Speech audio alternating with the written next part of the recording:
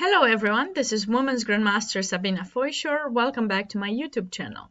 For those of you who have been subscribed for quite some time, you know in the past week, since I've revived my YouTube channel, I've been posting videos of myself solving tactics on this new and very cool app, in my opinion, called Tactics Frenzy, an app that was developed by the current world champion Magnus Carlsen and his team. And I really enjoy doing that and breaking my own records. But I think it's important today, with the start of the spring, to come up with a new theme as well. Because although I really enjoy solving positions for you guys, I think there are some ways that I can share my passion for chess with others who would like to learn more about endgames. And I'm starting a new theme that I would like to dedicate to beginners, to those of you who are new at chess and would like to just get to know some cool facts about endgames and how you can improve your endgame skills. So we'll get started with a very simple king and pawn endgame, and I want to discuss some important characteristics. This is a very key position, like the basic key position that you need to know, in my opinion. When you get your pawn on 6th rank and your king is really close to it, helping it to promotion, but your opponent's king is in front of it, you need to know whether you're going to be able to win this position or not. Okay, so the answer to this question is it depends. It depends on whose turn it is. So in chess, of course, whose turn it is very important. That's why we always have to know what our opponent wants to do next. In this position, white would love to promote the pawn, but in order to do so, they need to get rid of this king from in front of it. But if it is black to move in this position, black is going to move this king to the side, take the opposition, and we'll get the draw. If it is white to move in this position, white just pushes the pawn forward. The king is restricted. It can only go to one square, which is c7. And as soon as the king moved away from in front of the pawn, white's king goes to control that e7 square and support the pawn to promote. So this is the key position. If in that exact same position it was black to move, as I mentioned, right, the king goes to e8 and it waits for white to push this pawn forward, then gets back in front of the pawn, and our best way to continue is playing king e6 to keep our pawn protected. But in this situation, the position is going to be a stalemate, considering that this pawn restricts everything and those two squares are controlled by the king. What black is doing in this position by playing king e8 is called opposition. When the kings are facing each other with one square in between them, this is how we named whatever they're doing opposition, right? They're facing each other and they both control these three squares, the one in front of them and the two next to them diagonally. There are no other two squares that would control those three exact same squares by the kings, and that's so cool. What's so cool about this situation? Moving on forward, so this is a key position. You can basically shift the position, the whole pieces can move to the side all the way from the b file to the g file, and to that I refer to the pawns. They can be from b file to g file, and the kings can be, at least white's king, which is now the winning side, can be on one side of the pawn or on the other, but the position would still be winning if it is white to move, and it would be a draw if it is black to move. Let's move on to another position that I've set up from black's perspective, because we don't, always get those positions when we are white. Not at all. Black is winning as well. I mean, it's a fair game, although it is true white does start first, but such were the rules, the way the rules were made for the game of chess. So if in this position it is black to move, black is going to play what? c2, pushing the pawn forward, completely restricting white's king, which has to go to the side, and now we're using our king to support the push of the pawn. So our next move is going to be c1 promotion to a queen, and then from there it's very simple to win the game. If in that exact same position we are going to have white to move, what shall we do? Well, like I said, restrict the opponent's king with the opposition. We do not let black's king to go forward. Okay, we keep him from going to this key square, and they have to push the pawn forward, and now we get in front of it. There's no other way to stop a pawn from promoting than getting in front of it. And now, as you can see, this square is controlled by the king, so we cannot go there. We have to go to the side, our king protecting the pawn in c2, but now by playing this move, we have taken all of white's moves, and the position is a draw. So it's a stalemate because white's king hasn't been checked.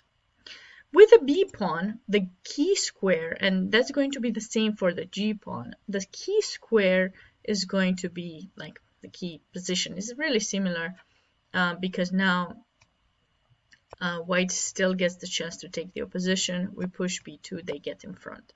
There's something special about this b pawn that I'm going to be discussing a little bit further into the video.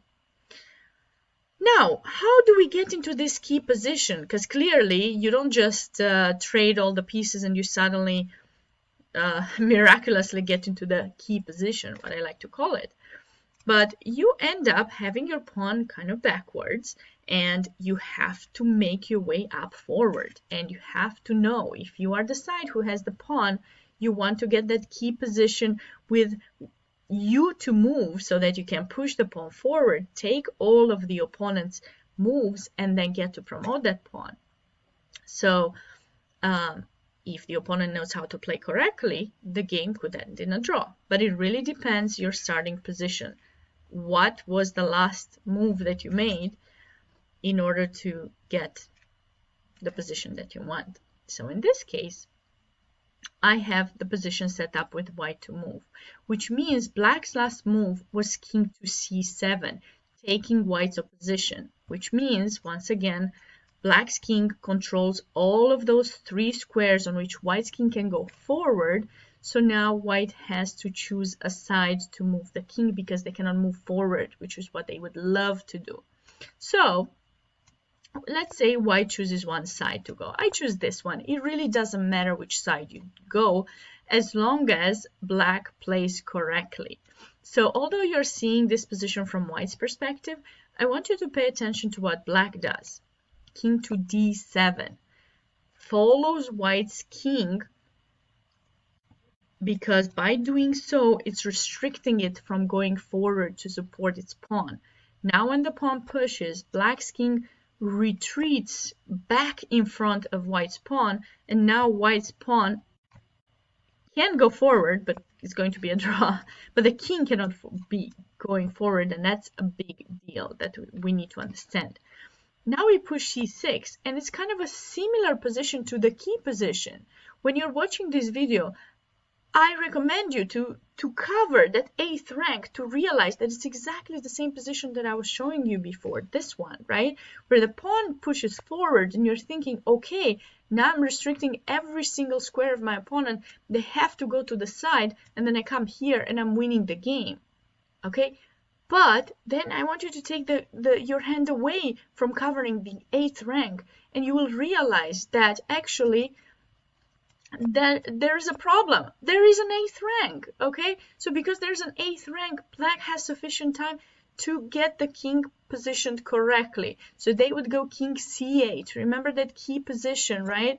This is the key position, and we want in this position, since we're playing with black pieces and we want to make a draw, we want the king to take the opposition. So when now the king takes the opposition, we go c7 to try to promote, the king gets in front, and we get a draw. Now, let me explain to you what is happening, in case you don't remember from what I showed a few moments ago. what is happening if we make a huge mistake and go to the side? Whether we go to b8 or d8, the exact same thing is going to happen.